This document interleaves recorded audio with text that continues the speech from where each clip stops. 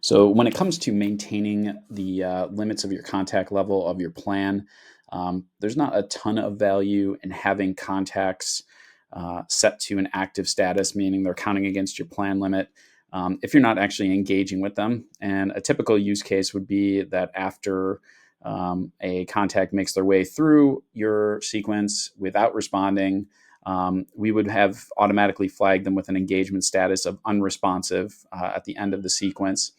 And those folks you can automatically set to inactive unless you have any immediate follow-up plans for them. And once they're set to inactive, they no longer count against your plan limit. They're still stored inside your contact database. You still have all of their history intact, but for all intents and purposes, they're going to be ignored by all the tools within the platform until they're set to an active status again, which is basically just an on-off setting. So what I want to show you is basically just a automated cheat code to make sure that anyone that you're not going to be engaging is just kept in an inactive status. So I'm already in automation. So you just navigate to engage and then automated workflows. It'll bring you to the automation manager. Click on new automation. Start by clicking the gear icon, name your automation track. I'll go with set unresponsive to inactive, so I know what it is. We're going to be targeting our contacts database. I'm going to select our smart matching setting, and what this is basically going to do is ensure that a contact's engagement status is still set to unresponsive when we go ahead and set their record to inactive. And I'm going to tell you why in a second, but it's a very important piece to ensure that you select smart matching. All right, so the condition we're going to be looking at is the engagement status field, which is under custom fields. Again, you're going to give yourself just a description of this condition. Status equals unresponsive. And we're going to select our data field, which is engagement status, and equals is going to be our operator, and we'll go unresponsive, and we'll click add condition. All right, so we don't have any other conditions that we're going to add, so now we're just going to proceed with adding the action of setting them to inactive. So this is the important part.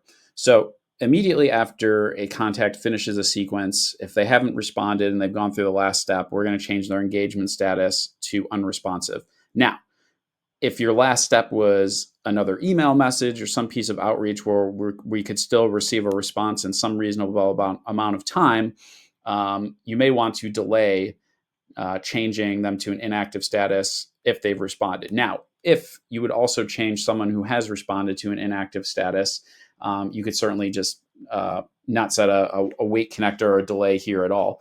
But if it could be relevant to your overall use case, that if someone did respond, you would want them to remain active still, then setting a delay here would be a good idea, because basically what it's going to say is, and that why the smart matching is important, is the smart matching before it performs any action is going to go back to that initial condition, which in our case is engagement status equals unresponsive.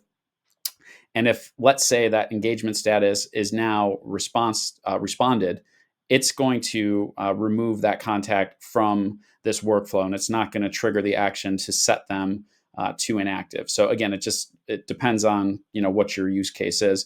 But if you would want to treat someone that responded as now that they've responded, you don't need to be automating any outreach to them or any future sequences. You may want to set them to inactive as well. It's completely your preference. But in this case, I would do just 7 days to give 7 days to see if someone responds to the last or any of the outreach in the sequence. And then I'm going to go and proceed with adding my action. So the action type we want is the update status, which is right here. Set to inactive, just giving ourselves a description so we know what we're doing. And then we can just change this to set as inactive, add action, and we're not going to add any other actions or conditions, so save and finish, and that completes the workflow. And all we have to do is use this toggle to turn it on. Now, the reason I wanted to do this with the workflow is, one, it's going to immediately look at contacts as they are today, to see if anyone is labeled as unresponsive, and then it'll move them through the workflow. But it's also going to work perpetually moving forward. As long as this workflow is turned on, anytime a contact's engagement status changes to unresponsive, they're going to qualify and be brought into this workflow and then eventually set to inactive based on our rules. So it's always running in the background. You never had to worry about it. So it's just kind of constantly cleaning out your contact database and maintaining the most optimal level based on your contact limit. So a bit of a cheat code, but it'll really save you a lot of time. I recommend implementing this.